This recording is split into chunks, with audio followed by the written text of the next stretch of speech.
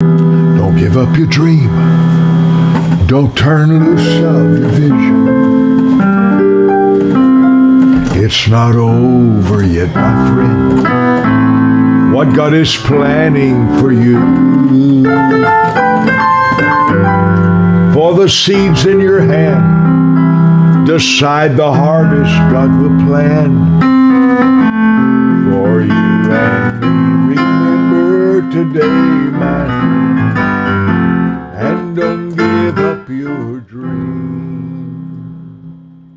I received a phone call from Oral Roberts one day, and he says, Brother Mike, there's 3 sentences I want you to write down and write me a song. Don't give up your dream. Don't turn loose of your vision. It's not over yet.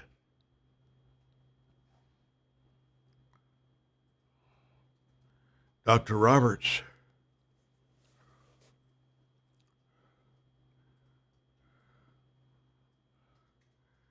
those are good words.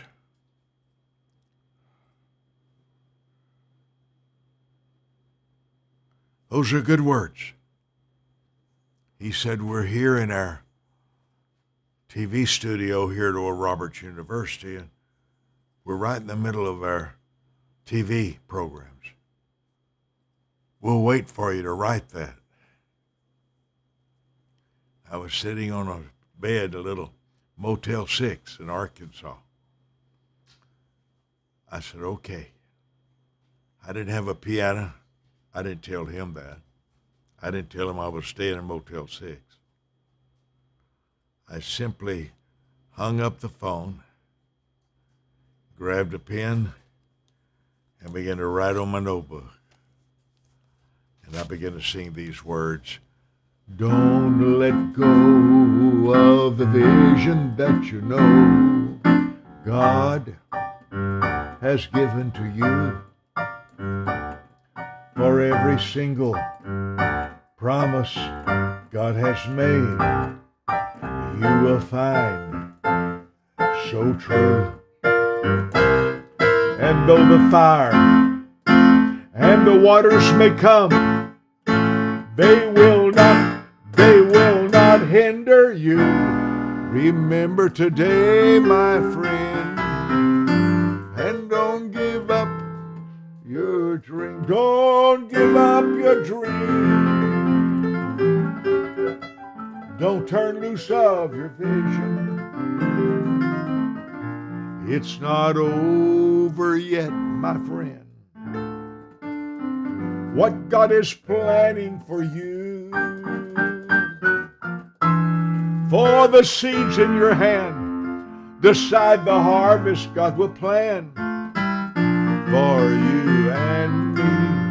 Remember today, my friend, and don't give up your dream.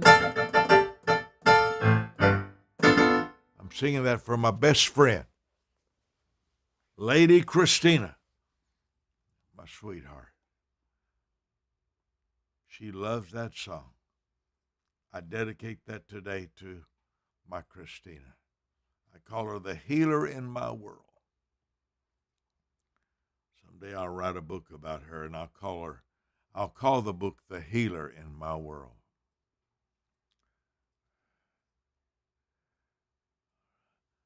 The Unhurried Life is one of the most impactful books I've ever written out of hundreds and hundreds of books. If you hadn't gone to my website, you should. Books are sometimes they're free. They're as low as $2 each. If you're passionate about wisdom, one wisdom key unlocks your palace, your future, your joy world. One wisdom key. Let me tell you about one wisdom key before I teach. I was on a 5-day fast.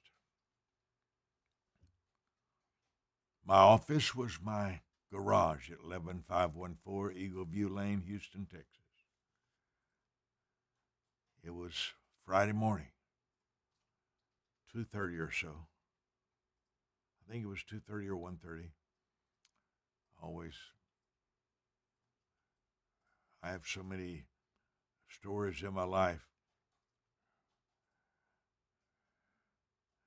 And suddenly the Holy Spirit spoke to me and says, what you make happen for others, I will make happen for you. What you make happen for others, I will make happen for you. I kept praising and worshiping, but that whisper repeated 3 times, 3 or 4 times, and I stopped. My reaction to it was, that's the golden rule of the world. The whole world knows Jesus' golden rule. Do unto others as you would that people would do to you. That's all over the world. That's the golden rule of Jesus. That's what's the gospel's known for, that golden rule. That's what separates Christianity, that sentence, from Buddhism, Hinduism, Islam. That's what separated Jesus from the Islamic faith, which is extremely, extremely uncomfortable faith.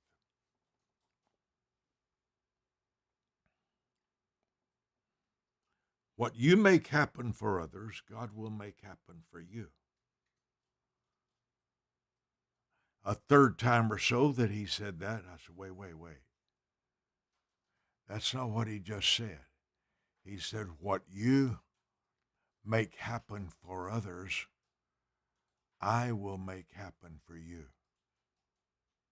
Oh, wait, that's a whole different breed. That's a different face. It's a different race there. It's a different race you're running. Wait. And I wrote it down at the little desk I bought from Mexico. What you make happen for others, God will make happen for you. I looked at it. Okay. And for some reason, I believed it. I didn't have a scripture for it that I could recall. He said, do, it was a command of Jesus, do unto others what you want others to do to you. That's pretty plain in Scripture. But this is a different thing. What you make happen for others, God said, I will make happen for you. A few months later, my brother called me, John. He's 81 years old now. He's a very good man. He said, Mike, you know this thing you've been saying on TV a lot? That's in the Bible. What you make happen for others, God will make happen for you. I says, really? Ephesians 6:8. You want to put that on the screen? Ephesians chapter 6, verse 8. From that day forward, that became the motto of my life. And my world changed. When I went to places to preach, I didn't receive offerings for myself. And every evangelist does that at the end of a service. That's what you do when you go preach. At the end, you tell everybody if they'd like to help you travel all over the world, they get it. But I started focusing the offerings at the end of the service for the local pastor, for a project that he had. Sometimes I'd take it up for his wife. Sometimes I'd take it up for his children. And I always have a routine in my ministry. I give every pastor's children $100 bills. It's just something I do. My world changed. Miracles started at a level I'd never known.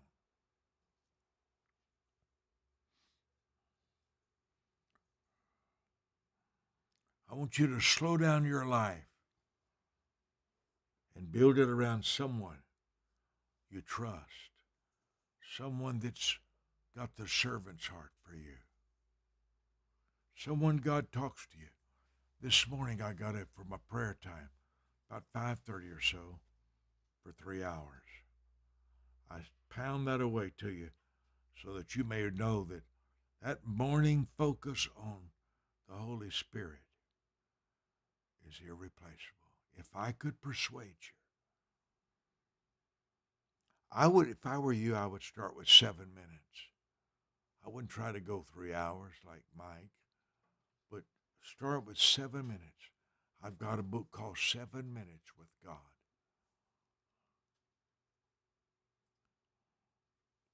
Come into his presence singing. What? I love you. I love you more than ever. I love you. I love you more than ever. I love you. I love you more than ever. You've been so good to me. So good to me. I love you, Lord. I love you, Lord, more than ever. I love you more than ever. I love you more than ever. You've been so good to me. You've been so good to me. Holy Spirit of God, I love you more than ever.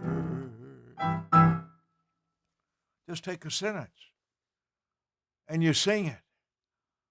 Don't make it stressful. Just say, I love you more than ever. I love you more than ever. A song is just words that you put into a sound of music. Let's look at this. Knowing that whatsoever good thing any man doeth, the same shall he receive of the Lord. Whether he be a Roman, whether he be a Jew, whether he be bond or free, famous or unknown, homeless or a billionaire, this is the law. Since I was about 29 or 30, 31, somewhere in there, that's been my motto of my life. The staff will call me sometimes, say such and such, such and such. What shall we do? And I'll say Ephesians 6:8. What you make happen for others, God will make happen for you. One of my people the other day was going through cancer. Horrible place. Had no money. Needed to fly to Mexico. I pulled out my money. What I make happen for others, God will make happen for me. This motto makes decisions very easy.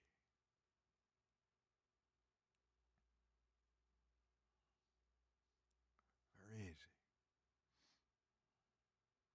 Changed my world. Build your life, your unhurried life, around availability to good people, people you trust. You're also going to need the gatekeeping system that blocks the unqualified from being able to call your phone anytime they want to. The unhurried life must be a protected life. A protected life. I've lived in a gated community where they have security, 24 hours a day, and you have to go through the guards. And I've had people come there, Does Mike Murdoch live here? I hear he lives here, and trying to get through. One man I thought was going to be okay. I got a note, and he said he was a preacher, and so I called him on the phone. Family, for 20 minutes, I thought he was normal. I asked him questions, and he was just as gentle as you could ask. And he had wanted to meet me for a long time, he said. And 20 minutes passed. I got to be careful what I say. And he went into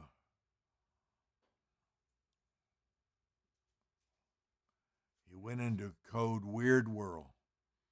He went into a weird place, but I didn't catch it for 20 minutes. I found some of his notes to me yesterday. He's way off. Really, really way off. I could tell you other things. You must build a gatekeeping system in your world. Not anybody should be able to walk into your office, not even your staff. You protect your world. A pastor and his wife came the other day, and I'd preached for them years ago, and I didn't remember them, and they were very angry over, well, what do you mean? You don't mean? Look, we interpreted for you. What do you mean? And it took an hour or so, and I realized something was really wrong. Then she looked at my assistant pastor, David Martinez, and says, we need his cell phone number. We want to be able to call him anytime we want to. I'm 77. I have no memories of ever in my lifetime asking somebody for their cell phone. Never in my lifetime. Never. Whoa, what do you do, Brother Mike? I'd say, send me or have your staff to send me a contact number if you'd like for me to send you something. I asked for a contact number. It would never cross my mind to ask anybody on the earth, for their cell number. That's a private world. Questions reveal the unqualified. Those who ask you for an inappropriate request. An inappropriate request is an inappropriate person.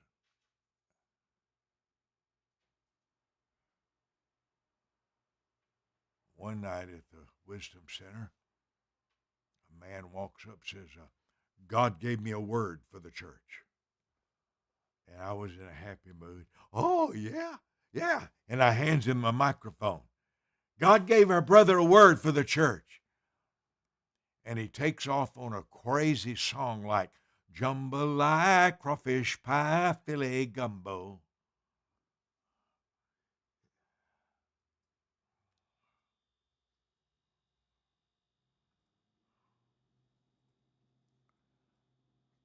I stared in shock. I had a young man. We have any preachers here? He lifted his hand. Oh, wow. Good to have you. Where you come from, son? He told me. How long you been in the ministry? He told me. And a few minutes later, he stood to his feet and says, Brother Mike, I have a word from the Lord.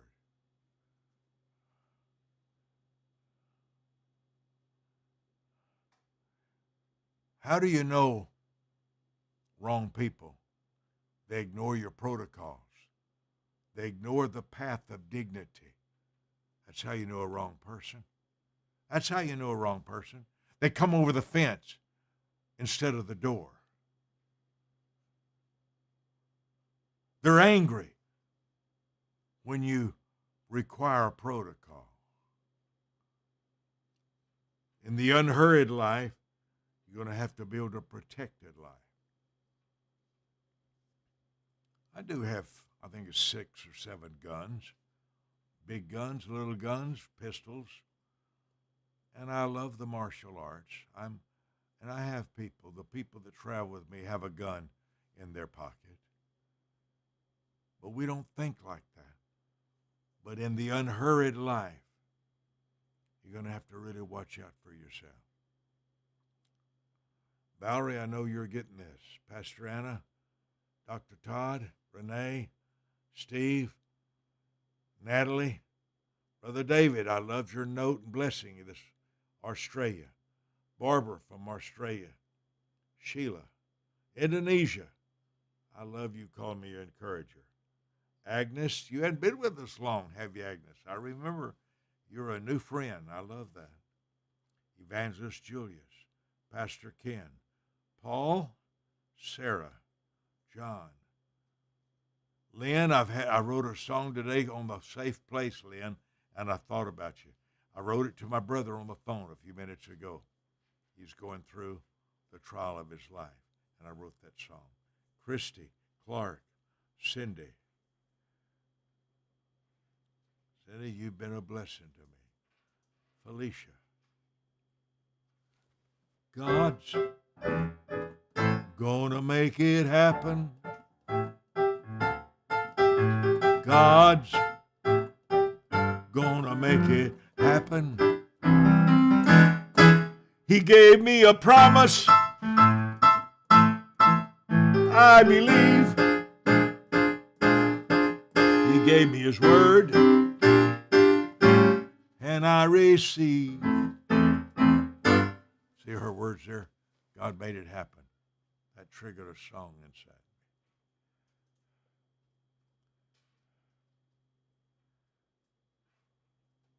me. Mayor Moore said, Dr. Mike, I love your teaching and your straightforwardness. Thank you, Pastor Harold, with all my heart. Jerry Jones, Jacques, Felicia. I love that. Felicia said, God made it happen for me. A 5-bedroom new construction home in a gorgeous country-like area. I sowed to your ministry. God does make it happen for us. What we make happen for others, God will make it happen. Brian and Nicole, that's a good question. And I've missed it a few times when I didn't know the protocol. And it takes a long time, but when you enter an environment, try to know the protocol if you can. Try to know the protocol if you can.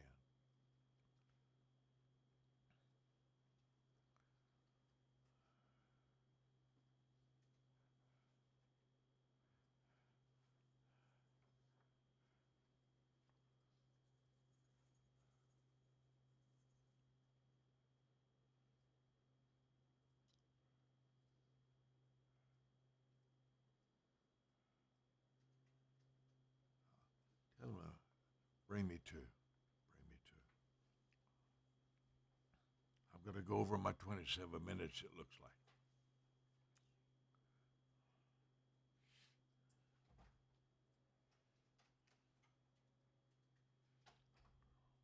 One of my people used up her 2 weeks free vacation, where I pay people 2 weeks free vacation.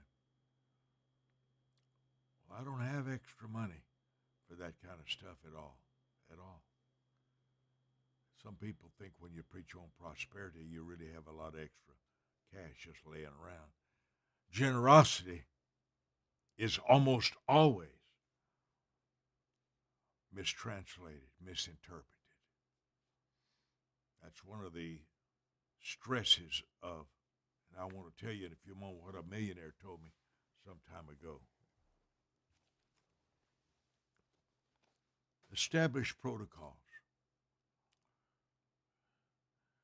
Teach those protocols.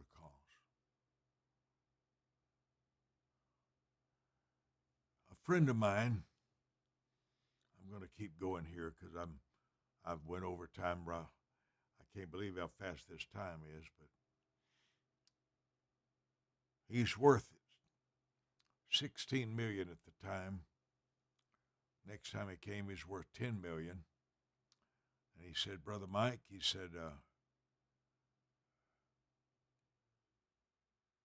I learned how to stabilize or create a routine for my children. He said, I give my children $100 on Christmas and $100 on their birthday, and I give each grandchild a $50 bill for their birthday and for Christmas. And I sit there and watch. I said, wait. This man's a millionaire. And he has standardized his giving. I want to say this too.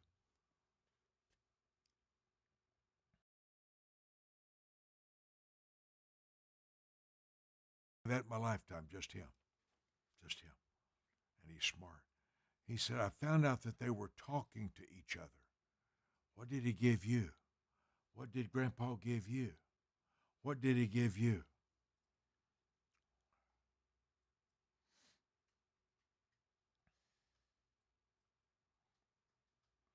Standardizing your life is incredibly important to have an unhurried life, because your moods can run your world unless you're real careful.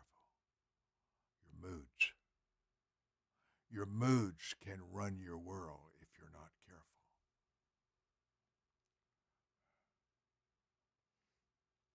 I gave one of my sisters $50,000.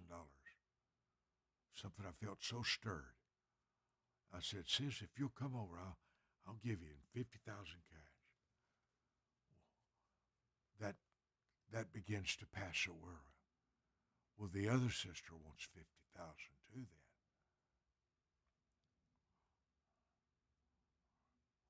The problems of the blessed vary. Problems of blessed people vary. But you want to standardize your world. Standardize your world. The unhurried life can be a peaceful life, a restful life. Brian, back to your word about protocols. Pastor got very angry with me in Nigeria because I preached an hour and a half or so. And the next morning he said his people couldn't get home by bus till 2 o'clock in the morning, and he really bawled me out. And I said, what's the time I'm allowed? I'd flown, 8,000 miles, so, well, what's the time? He said 40 minutes. He was good to me. He wasn't bad. He just bad talking to me, real rough talking to me, and it affected me, of course. Words really affect me. Harsh words really harsh words really affect me.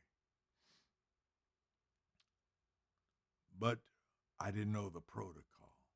Sarasota, Florida, they had a portfolio when I arrived on a Saturday night. I could not mention my newsletter. I could receive no names and addresses from anybody at the church, and it was a strong protocol. Protocols have a purpose.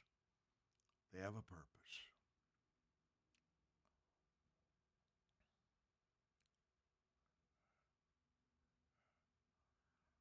My son Clint Ross, South Africa's here. Quote, your wisdom is transforming our lives. Thank you, Dad. Natalie from Israel, I received this. Becky McCoy. Becky, the protection from wrong people is hard. It's hard to do because you love people. But one conversation can ruin you for a week. You must protect where you're sensitive in your life. Heidi, Derek, Stephanie. Sebastian says, I love your wisdom how to handle people. It's a necessity for a joyful life. Know who you can change, know who don't want to be changed. Know who gets angry if you make a suggestion. It's taken me 77 years to even come to a place of just understanding a little bit about people. And I study people and love people. I've preached over 38,000 times in a pulpit in 92 countries. But slow down your life. One of the keys to the unhurried life. Let me come back. I'll tell you that in just a moment. Let me run a little 4 or 5 minute little video here. Stay with me. If you need to go to the restroom, that's okay. If you need to go get something to drink, I sure need something to drink. I thought I'd kind of stabilize that. If we could always have something to drink for me here, I appreciate it. We're going to run a little bit of a thank you so much. If we could stabilize that, I appreciate that. And if you could go ahead and run the little, that's okay. Run the little 4 or 5 minute, because what I'm going a little further today, but it's real. God's put us in something that's really important. What you have not heard, you do not know. What you have not been taught, where you're untaught, you're unlearned. Where you're unlearned, you're making radical mistakes. And almost every mistake stops you financially. I want to come back with that. I want you to listen to this little video. Stay with me. The unhurried life is the golden key to the joyful life. Watch this and let it bless you. I'm still staying here. Stay here with me if you can.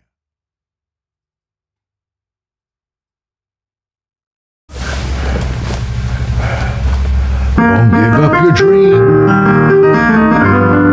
Don't turn loose of your vision. It's not over yet, my friend. What God is planning for you. Brother Oral Roberts called me one day, and I'm so glad you let me come into your home through email. I wish I could send more videos to you. These little 3-minute videos can be an encouragement. Don't you love the trees? Every time you see a tree, say Genesis 8, Genesis 8. As long as the earth remains, the Lord said there will be seed, time, and harvest. Seed, time, and harvest. You can choose your harvest by choosing which seed you want to sow. Every time I see a tree, and I've got a bunch of them here at my home, every time I see a tree, I think of God's goodness and His love and His promise, the covenant of the harvest. Anyway, see this? I taught, teaching all week long on the unhurried life. The book is book number 230, 56 pages. I tell about my crazy mistake in Hong Kong in this book. That's why I wrote the book. It's my gift. Every day, I sow a free book. Every day to my partners. 817-759-BOOK. Be sure and call for yours this week. Don't let it go by. The second gift I have is the gift for my monthly partners. Whatever the seed is, because of you, I'm on television in 92 countries because of you. Your mission seed is precious. That's why I'm still on television here in the States. That's why I'm on television in 92 countries. That's why I'm on the radio in Jerusalem. Because of you, Jesus is in Jerusalem. Right in the war stuff. Right in Israel's. This is my gift. It also has 160 pages of all my private notes. Hundreds of wisdom keys. You can't buy this. It's my gift I designed for you. Call the number and say, yes, I'm a monthly partner. That's all you have to tell them. The book number is available 24 hours a day, 7 days a week. And then my gift, 100 of my books in the library number 2. 100 of my books in celebration of your $200 seed. Because your $200 seed reaches 200,000 homes on television. I love being your ambassador. I love being Pastor Mike at the Wisdom Center Church family. I'm going live every day. Every 30 minutes, my Wisdom 27 is re-aired every 30 minutes. So when I'm live at 12 o'clock noon every day on Facebook and Twitter, Instagram, and YouTube, every day at 12 o'clock Texas, 30 minutes later, you can still watch me. Every 30 minutes, it re-airs for 24 hours. Wisdom 27 means 27 minutes of radical, glorious, joyful wisdom. Glad you're in my life. Thank you for letting me send you this email. It means the world to me that you'll watch it for me. Bye-bye. We're back. What are the essentials of living an unhurried life?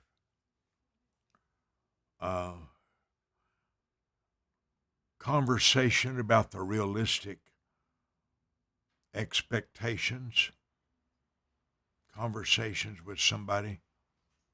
You can get as much joy over something small as you can big if it's your focus. Your focus decides what you feel. If I'm looking at a certain book, I feel a certain way. If I'm looking at water, all my feelings change. You're responsible for your feelings. You are. Nobody else is. You are. It's fabulous if you have somebody that cares about them, but the caring won't be too long. We call the attention span. Our attention span changes so much. I get sidetracked easily. I put on this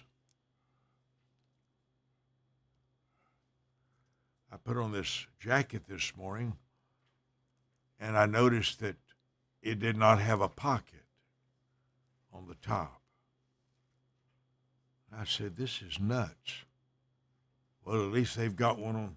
And I went in, they don't even have, and I lost 30 minutes time on this one thing. I began to wonder, why would they make a jacket and me have to use my hand all day long walking around with a pen in my hand? And I become very agitated. Watch this. You want to guard yourself from possible agitations that you have. Now, that wouldn't bother other people, but it bothers me. And I thought, you know what my reaction was to? I said, well, I'll have a tailor put on a pocket. Why would you wear? There's space here. I need a place to put my pen. Why would I tie up my hand, one of my greatest gifts of life, all day long, holding a pen in my hand? And I got angry. Now watch this carefully.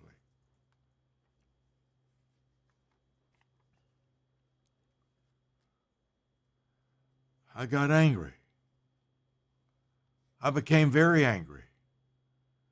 So I asked one of my team, would you put it on the screen? I'm going to buy me a jacket that's got because a tailor takes usually up to 14 days just to put I said, let's go to the screen.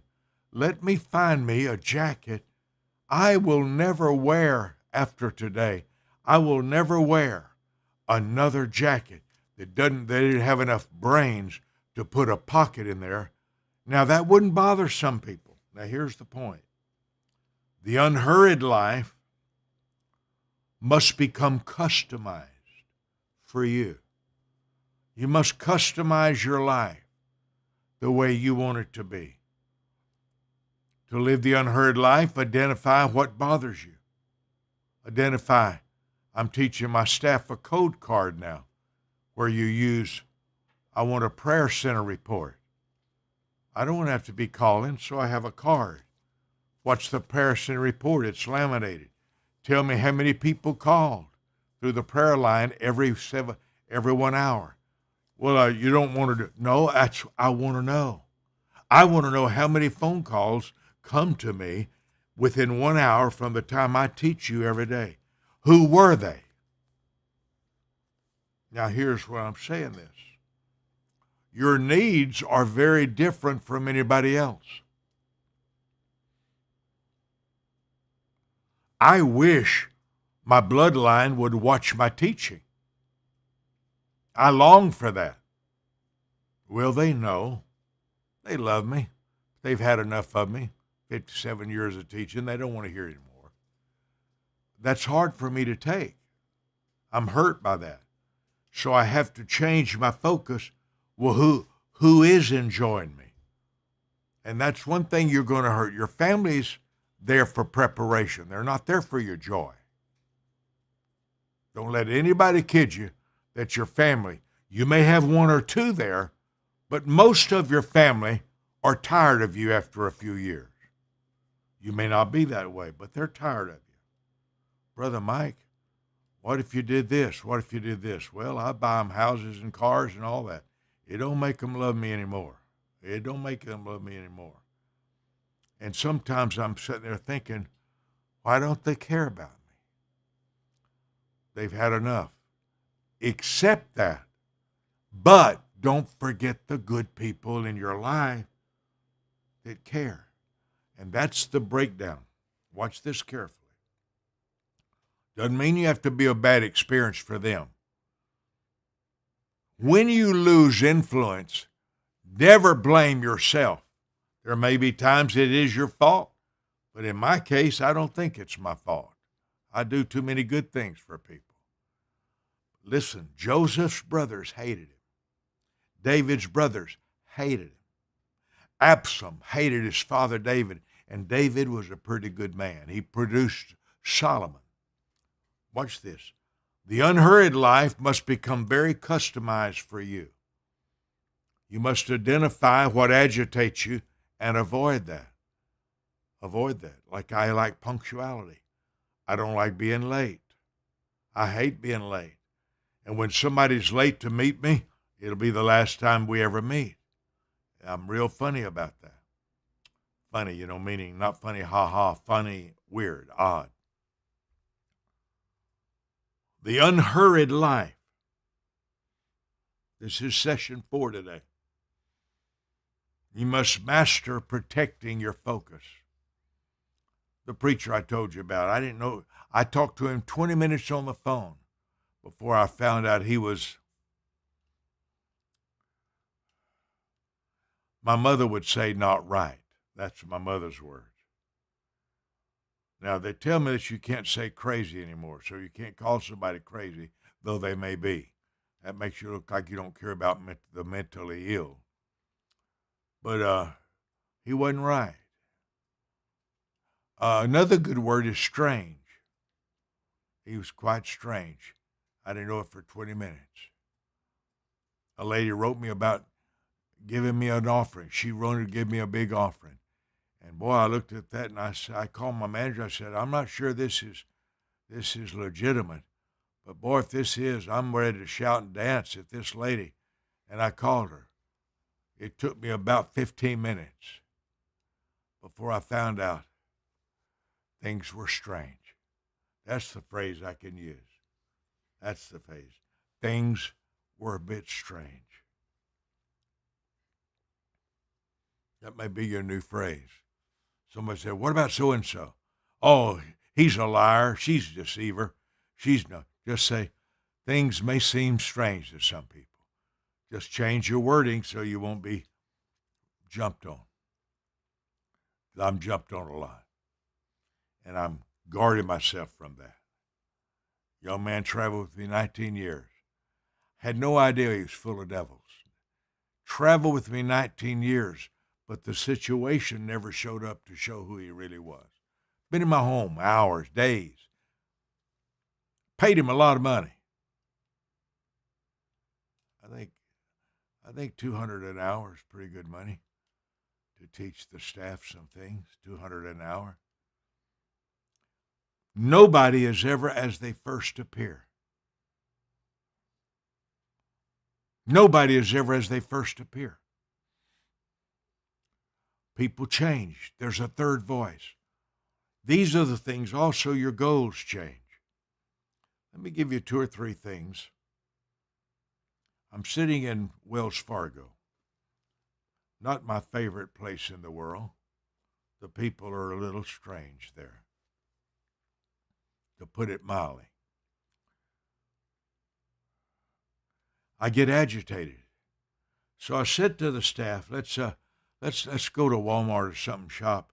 Let's go look for some houses. Let's look for land around here. I was real agitated, and I saw some lollipops.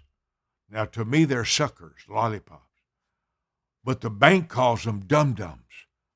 They're gifts for customers, which is a picture.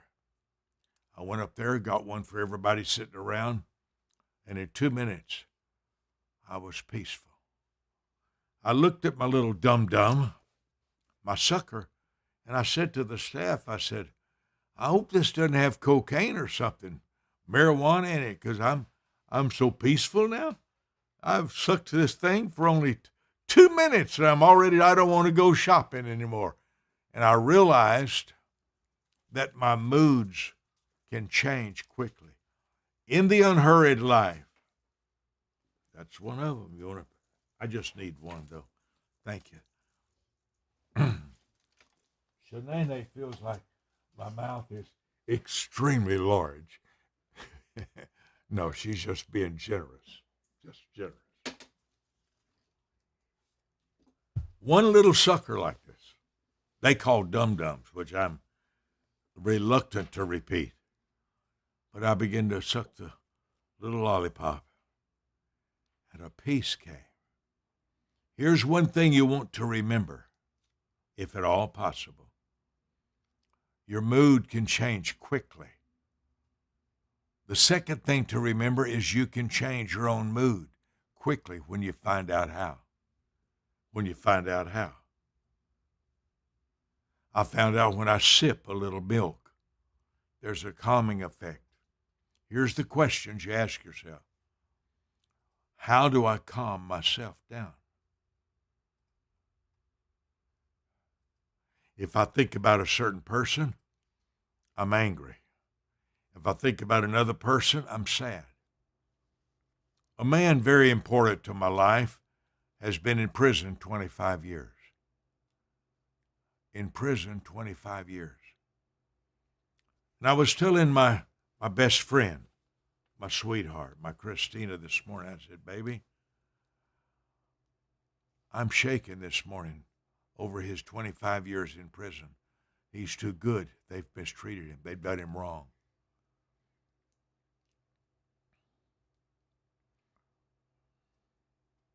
And I brought him to the ministry, to my life. I began to find ways to bless him.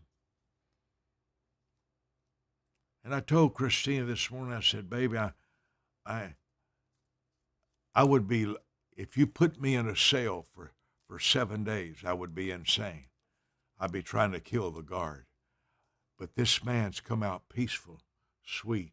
25 years in a jail cell. And this morning, as I thought about him, I just went to shaking. And I says, we've got to bless him some more. I want to make up for those 25 years in prison.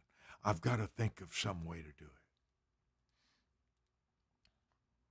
it. In the unhurried life, you must anticipate. Please listen to me. You must anticipate what can disturb you. I've got to get out my sheet the other day after 2.5 hours. One of the most important people in my life. I love him, known him for over 20 years. I changed all my schedule to sit down with him for 2.5 hours.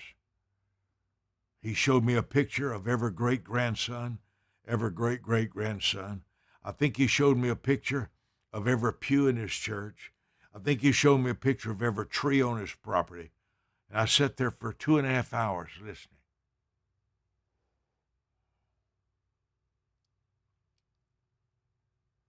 right close to the end of 2.5 hours. He didn't want to hear anything I had to say. Not one word. He did not care. Now watch this. I should have known that before. He never has cared about anything I said. Never has.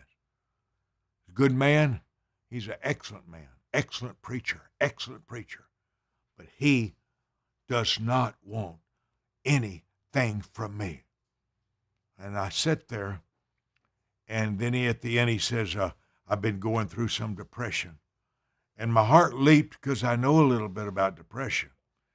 And I nodded and I said, there's three things that God's taught me about my depression.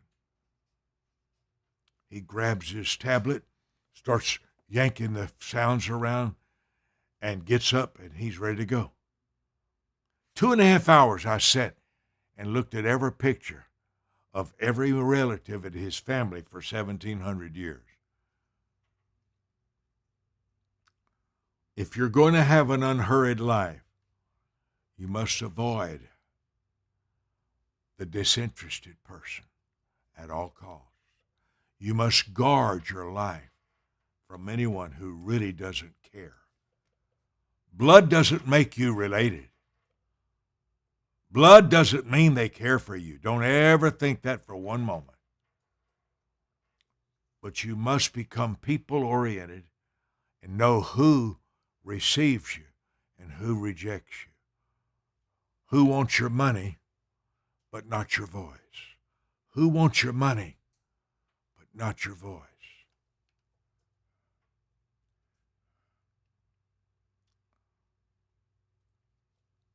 A young man that I really love, very sweet, came home from college. He drove me around some, and he needed money. And I said, son, if you'll teach the staff, because he comes home every weekend, I said, if you'll teach the staff how to do an iPad, if you'll teach them, I'll pay you $100 an hour for teaching the staff all about iPads. And he nodded, and I've never seen him again. That's been probably 6 months ago. I've never seen him again. He wanted money. That's why he's going to college. His family is a wonderful family. He's as sweet a boy as you'll ever meet. But ever since I offered him $100 an hour to teach the staff, he's never come back, never walked into the office, never reached again. Why do I say that? What is the purpose of every relationship? What is the purpose of every relationship?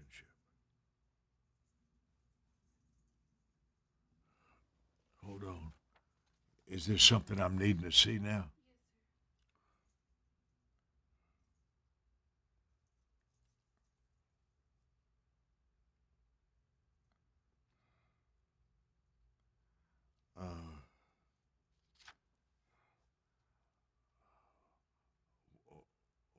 I don't understand. This is the marker you loved, 8:5:11 marker. I don't know what this has to do with right now.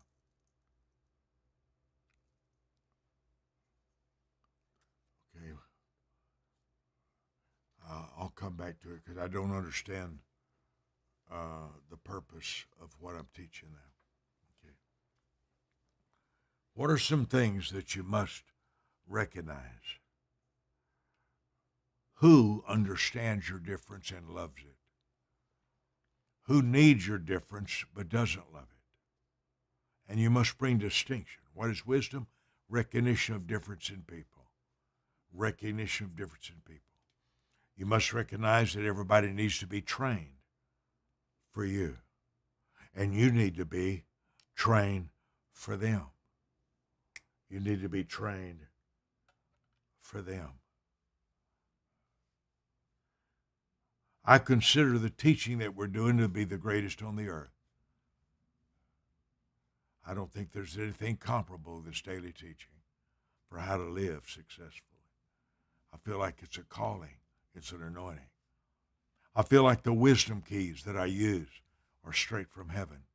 No man on earth, no man, especially Mike Murdoch, could think of the wisdom keys.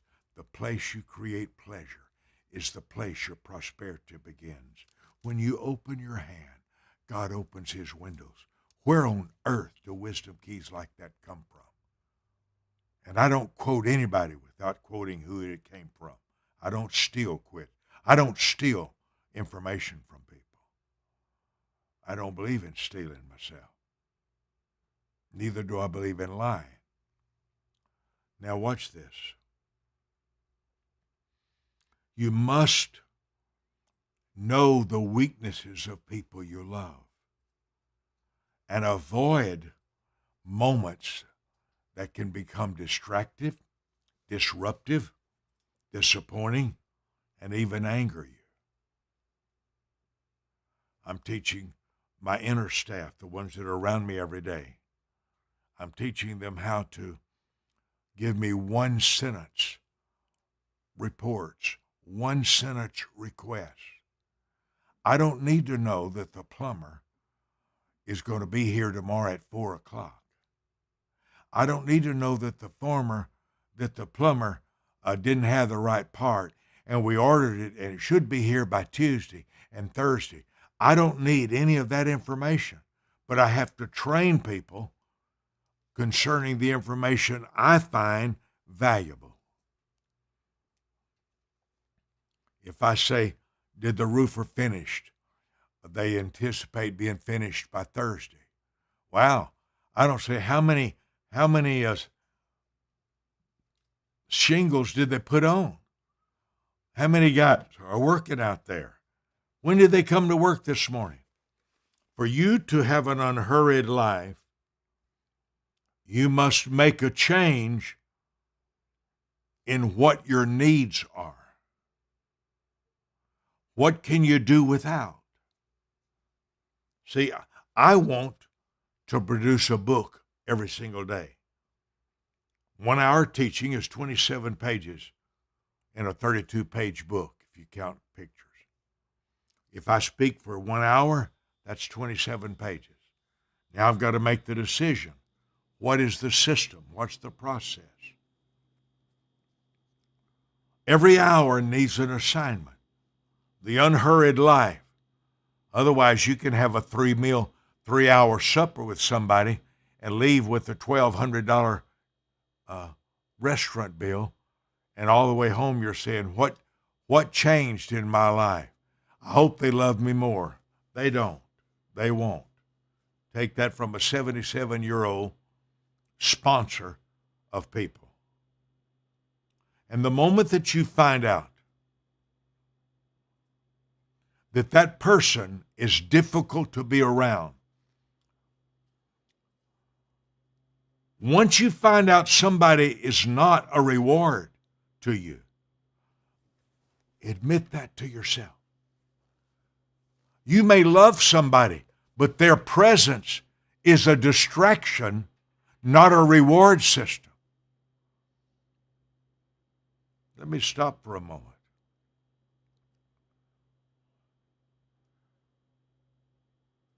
Prophet Joshua, it's so good to see you here.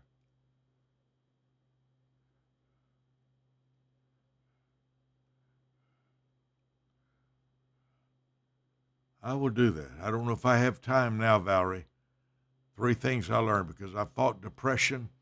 I fought a lot of stuff. Number 1, your focus is 90% of your depression, what you're thinking about. If you change your focus, you change your feelings. Number 2, you need a replacement, something good to think about. You must have a good person to think about. Number 3, you need somebody that loves to hear you talk. Because when you talk, things, venting. Every human needs to vent to somebody. That's why Jesus picked up a whip. Why didn't he just run down the street and heal somebody? There's a need to vent. And somebody helps heal that. There's several things there. I'll let you go. Thank you for being in my world today.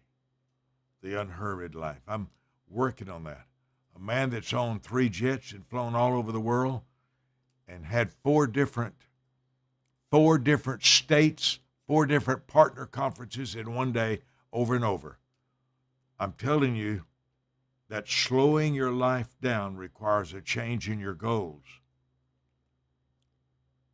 And you can make something little big enough to bring you joy. Joy is not in a $1 million home. Joy is in the hour of your focus. I call it the hourly world of joy. You can change. You can be changed. You can develop. Be honest about your sorrow. Be honest about your problem with yourself. And what you say to yourself decides the level of your joy. What you talk to yourself. I noticed if somebody had treated me real bad, I said, if I was, well, boy, that's a little deceiver. And when I get real angry, I have a real bad word. My worst word in my life is jackass. Well, when I say jackass, you know that I'm ready to take on the world. That's my cuss word.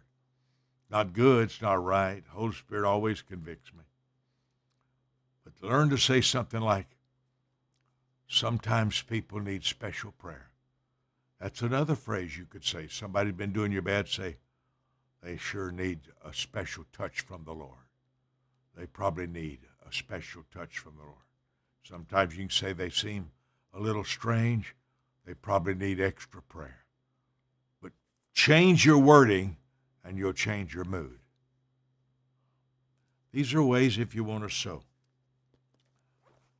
The money circle is critical. I feel like money is a major problem for the average person. So I put together book 421. If you give $100 to our ministry, if you sow $100 to my Jerusalem radio ministry, ask for book 421. If you read this book and want your $100 back, I'll give it to you back overnight. This book is worth probably $5,000 worth of collection, what I learned from 5 billionaires in my world. If you sow a $100 seed to help me on my Jerusalem radio, ask for book 421. Thank you, family. Love you much. We'll re-air this every hour as we can. Bye-bye.